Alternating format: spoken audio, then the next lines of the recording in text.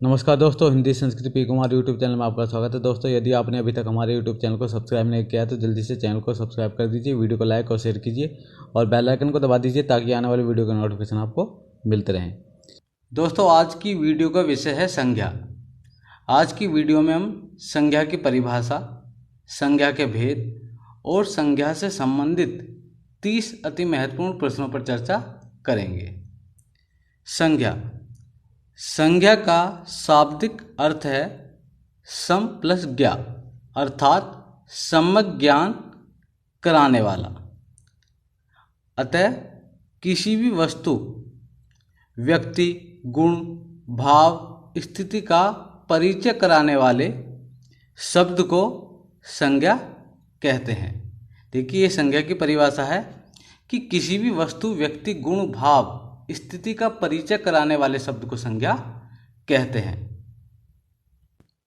देखिए, संज्ञा को नाम भी कहा जाता है। संज्ञा को नाम भी कहा जाता है। किसी प्राणी, वस्तु, स्थान, भाव आदि का नाम ही उसकी संज्ञा कही जाती है। देखिए, मूल रूप से संज्ञा के 3 भेद माने जाते हैं: व्यक्तिवाचक संज्ञा, जातिवाचक संज्ञा और भाववाचक संज्ञा। दूसरे शब्दों में हम कह सकते हैं, देखिए, व्युत्पत्ति के आधार पर संज्ञा के 3 भेद होते हैं: व्यक्तिवाचक संज्ञा, जातिवाचक संज्ञा और भाववाचक संज्ञा। अर्थ के विचार से संज्ञा 5 प्रकार की होती है: व्यक्तिवाचक संज्ञा, जातिवाचक संज्ञा, द्रव्यवाचक संज्ञा, समूहवाचक संज्ञा और भाववाचक संज्ञा। देखिए, द्रव्यवाचक संज्ञा और समूहवाचक संज्ञा ये दोनों जातिवाचक संज्ञा के 2 उपभेद माने जाते हैं। व्यक्तिवाचक संज्ञा: जो शब्द किसी विशेष व्यक्ति, विशेष वस्तु, विशेष स्थान या विशेष प्राणी के नाम का बोध कराते हैं उन्हें व्यक्तिवाचक संज्ञा कहते हैं। जैसे गौतम बुद्ध, राम, सीता, जवाहरलाल नेहरू, सुरेश आदि, ये सभी क्या है? व्यक्तियों के नाम। तो ये क्या है? व्यक्तिवाचक संज्ञा। ऐरावत, कपिला, देखिए प्राणियों के नाम है, तो ये भी व्यक्तिवाचक संज्ञा में आएंगे क्योंकि ये किसी के नाम हैं। दिल्ली, अमेरिका, भारत, उत्तर प्रदेश, बिहार, आगरा, देखिए ये सभी स्थानों के नाम हैं, तो ये व्यक्तिवाचक संज्ञा है। रामायण, महाभारत, ये वस्तुओं के नाम हैं, तो ये भी क्या है? ये व्यक्तिवाचक संज्ञा है। व्यक्तिवाचक संज्ञाएं निम्नलिखित रूपों में होती हैं। देखिए, व्यक्तियों के नाम जैसे राम, सुरेश, मुकेश, ये क्या है? सभी ये व्यक्तिवाचक संज्ञा है। दिशाओं के नाम उत्तर, पश्चिम, पूर्व, दक्षिण, ये क्या है? ये भी नाम है, तो ये क्या हो गए? ये भी व्यक्तिवाचक संज्ञा के अंतर्गत आते हैं। देशों के नाम भारत, जापान, अमेरिका, नेपाल, ये भी व्यक्तिवाचक संज्ञा के अंतर्गत आते हैं। राष्ट्रीय जातियों के नाम भारतीय, रूसी, अमेरिकी, ये भी व्यक्तिवाचक संज्ञा के अंतर्गत आते हैं। समुद्रों के नाम काला सागर, भूमध्य सागर। नदियों के नाम गंगा, कावेरी, यमुना, सिंधु। पर्वतों के नाम हिमालय, अलकनंदा, विंध्याचल। नगरों के नाम वाराणसी, प्रयागराज, लखनऊ। पुस्तकों के नाम रामचरितमानस, महाभारत। दिन, महीनों के नाम सोमवार, मंगलवार, मई, जून। त्योहारों के नाम होली, विजयदशमी, रक्षाबंधन। तो ये सभी क्या है? ये नाम हैं, किसी विशेष वस्तुओं के नाम है, विशेष नगरों के नाम है, व्यक्तियों के नाम है, विशेष त्योहारों के नाम है। तो जिनके नाम होते हैं वो सभी व्यक्तिवाचक संज्ञा के अंतर्गत आते हैं। कि व्यक्तिवाचक संज्ञा के बाद आती है जातिवाचक संज्ञा। जो शब्द किसी प्राणी, पदार्थ या समुदाय की पूरी जाति का बोध कराते हैं उन्हें जातिवाचक संज्ञा कहते हैं। जैसे लड़का, पर्वत, हाथी, नगर, नदी आदि। ये सभी क्या है, ये किसी प्राणी, पदार्थ या समुदाय की पूरी जाति का बोध करा रहे हैं, तो ये क्या है, ये जातिवाचक संज्ञा है। देखिए नदी जातिवाचक संज्ञा है क्योंकि ये सभी नदियों का बोध कराती है, किंतु गंगा एक विशेष नदी का नाम है, इसलिए गंगा व्यक्तिवाचक संज्ञा है। देखिए व्यक्तिवाचक संज्ञा और जातिवाचक संज्ञा को हम कुछ उदाहरण के आधार पर समझ लेते हैं। देखिए पहला है लड़का जाता है, तो ये क्या है, ये जातिवाचक संज्ञा है। अगर हम इसका नाम रख देते हैं राम जाता है, तो ये व्यक्तिवाचक संज्ञा हो जाती है। उसी प्रकार नदी बहती है, अगर हम इसका नाम रख देते हैं गंगा बहती है, तो ये जातिवाचक संज्ञा का उदाहरण है और ये व्यक्तिवाचक संज्ञा का उदाहरण है। देखिए लड़का ये जातिवाचक संज्ञा का उदाहरण है और राम व्यक्तिवाचक। देश जातिवाचक, भारत व्यक्तिवाचक, समुद्र जातिवाचक, हिंद महासागर व्यक्तिवाचक, नदी जातिवाचक, गंगा व्यक्तिवाचक, पर्वत जातिवाचक, हिमालय व्यक्तिवाचक, नगर जातिवाचक, प्रयागराज व्यक्तिवाचक, पुस्तक जातिवाचक संज्ञा है और महाभारत व्यक्तिवाचक, दिन जातिवाचक, सोमवार व्यक्तिवाचक, पर्व जातिवाचक, होली व्यक्तिवाचक संज्ञा है। तो दोस्तों आपको जातिवाचक और व्यक्तिवाचक दोनों संज्ञाएं समझ में आ गई होंगी। देखिए जातिवाचक संज्ञा के दो उपभेद माने जाते हैं, द्रव्यवाचक संज्ञा और समूहवाचक संज्ञा। ये दोनों जातिवाचक संज्ञा के दो उपभेद के रूप में जाने जाते हैं।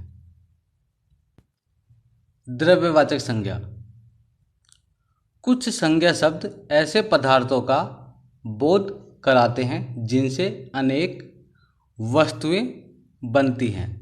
ऐसे शब्दों को द्रव्यवाचक या पदार्थवाचक संज्ञा कहा जाता है। जैसे ठोस पदार्थ सोना, चांदी, तांबा, लोहा, ऊन आदि। द्रव पदार्थ तेल, पानी, घी, दही आदि। गैसीय पदार्थ धुआं, ऑक्सीजन आदि। तो ये तीनों क्या हैं, ये तीनों द्रव्यवाचक संज्ञा अर्थात पदार्थवाचक संज्ञा है। समूहवाचक संज्ञा, जो संज्ञा शब्द किसी एक व्यक्ति का वाचक न होकर समूह या समुदाय के वाचक होते हैं, ऐसे शब्दों को समूहवाचक संज्ञा कहा जाता है। जैसे भीड़, सेना, पुलिस, मेला, सभा, कक्षा, समिति, दल, अधिकारी, कर्मचारी, परिवार, वर्ग, टीम। ये सभी शब्द जो हैं ये समूहवाचक संज्ञा के शब्द हैं। देखिए अधिकतर परीक्षाओं में समूहवाचक संज्ञा के अंतर्गत यही शब्द पूछे जाते हैं। भाववाचक संज्ञा, किसी भाव, गुण, दशा आदि का ज्ञान कराने वाले शब्द भाववाचक संज्ञा होते हैं। जैसे क्रोध, घृणा, प्रेम, मिठास, यौवन, अच्छाई, बुराई, बीमारी, लंबाई, बुढ़ापा, बचपन, हरियाली, उमंग, सच्चाई। ये सभी क्या है, ये भाववाचक संज्ञा के शब्द हैं। देखिए भाववाचक संज्ञा की कुछ विशेषताएं हैं। भाववाचक संज्ञाओं को देखा या छुआ नहीं जा सकता, इनकी गिनती भी नहीं की जा सकती, इनका कोई आकार नहीं होता, इन्हें केवल अनुभव किया जा सकता है। जैसे हम सुंदर फूल को छू सकते हैं पर उसकी सुंदरता को नहीं। फूल की सुंदरता को अनुभव किया जा सकता है।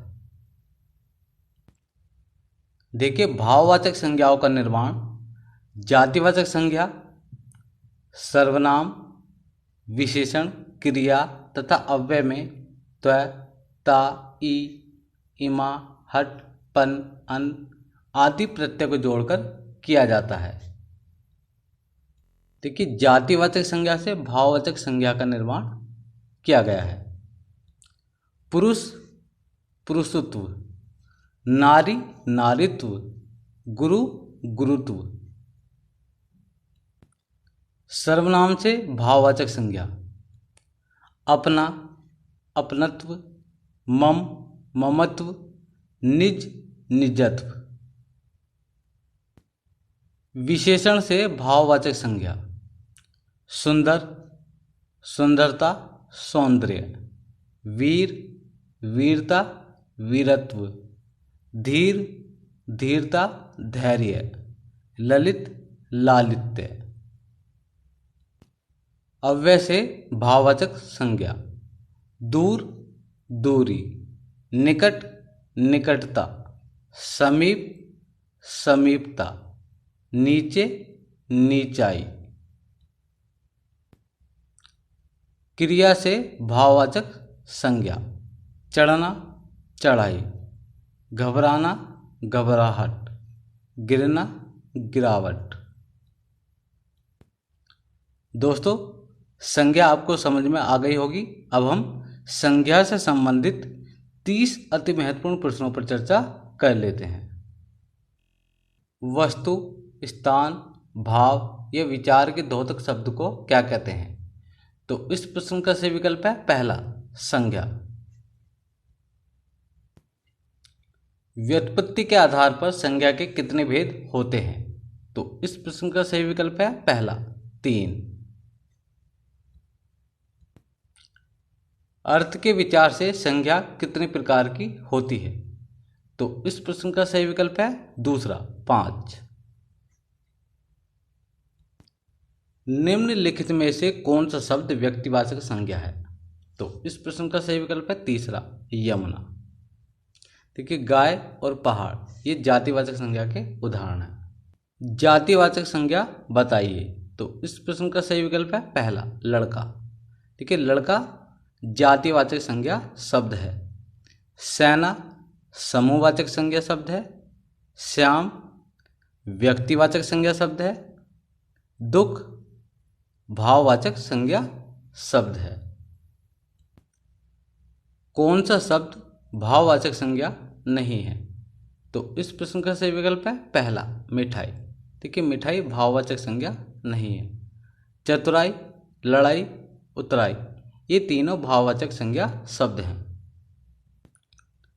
आपका घर जिस शहर में है उस शहर का नाम संज्ञा का कौन सा भेद सूचित करता है? तो इस प्रश्न का सही विकल्प है पहला, व्यक्तिवाचक संज्ञा। संज्ञाओं के साथ आने वाली विभक्तियों को क्या कहा जाता है? तो इस प्रश्न का सही विकल्प है दूसरा, विशलिष्ट। हमारे देश में जयचंदों की कमी नहीं है में जयचंदों संज्ञा के किस भेद के अंतर्गत आता है? तो इस प्रश्न का सही विकल्प है तीसरा, जातिवाचक संज्ञा। राष्ट्र की भाववाचक संज्ञा है। तो इस प्रश्न का सही विकल्प है चौथा, राष्ट्रीयता। स्त्रीत्व शब्द में कौन सी संज्ञा है? तो इस प्रश्न का सही विकल्प है तीसरा, भाववाचक संज्ञा।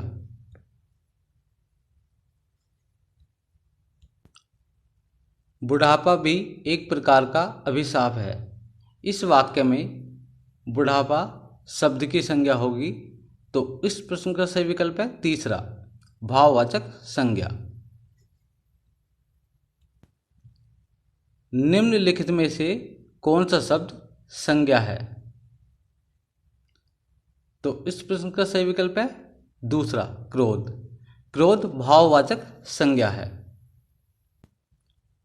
भाववाचक संज्ञा बताइए। तो इस प्रश्न का सही विकल्प है लड़कपन। निम्नलिखित में से भाववाचक संज्ञा कौन सी है? तो इस प्रश्न का सही विकल्प है पहला शत्रुता।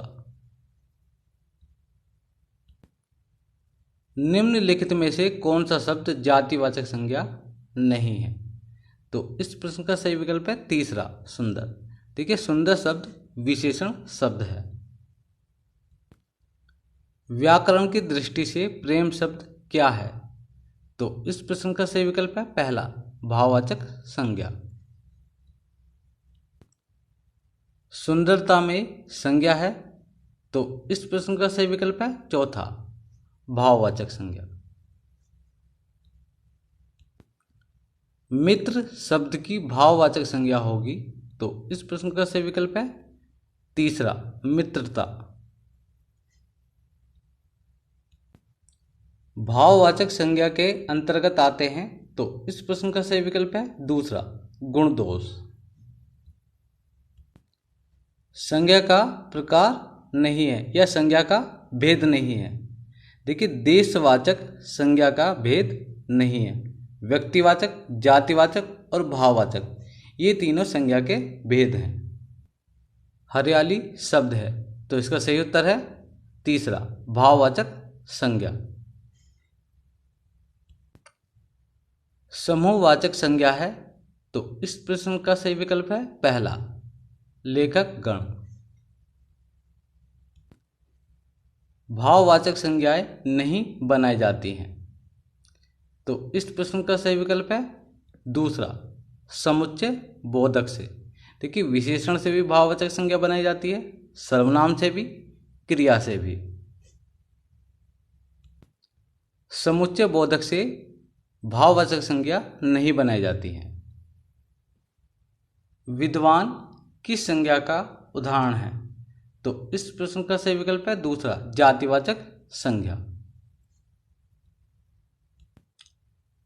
भाववाचक संज्ञा की रचना कितने प्रकार से होती है? तो इस प्रश्न का सही विकल्प है तीसरा 5।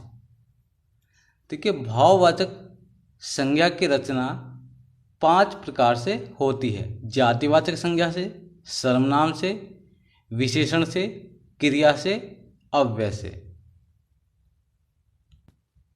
रुकावट किस प्रकार की संज्ञा है? तो इस प्रश्न का सही विकल्प है दूसरा भाववाचक संज्ञा। इनमें से कौन जातिवाचक संज्ञा है? तो इस प्रश्न का सही विकल्प है तीसरा घोड़ा। देखिए घोड़ा जातिवाचक संज्ञा है।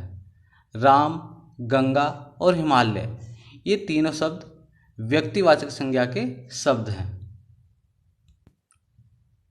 निम्नलिखित में से कौन समूहवाचक संज्ञा का उदाहरण है? तो इस प्रश्न का सही विकल्प है पहला सेना। देखिए घी द्रव्यवाचक संज्ञा का उदाहरण है। नदी जातिवाचक संज्ञा का उदाहरण है। सीता व्यक्तिवाचक संज्ञा का उदाहरण है। संज्ञा की कितनी रूपावलियां हो सकती हैं? तो इस प्रश्न का सही विकल्प है तीसरा 4। दोस्तों यदि आज की वीडियो आपको पसंद आई हो तो वीडियो को लाइक और शेयर कीजिए और ऐसे ही महत्वपूर्ण प्रश्नों की सीरीज पाने के लिए जल्दी से हमारे चैनल को सब्सक्राइब कीजिए और बेल आइकन को भी दबा दीजिए। तो दोस्तों मिलते हैं अगली वीडियो में कुछ और महत्वपूर्ण प्रश्नों के साथ। तब तक के लिए नमस्कार।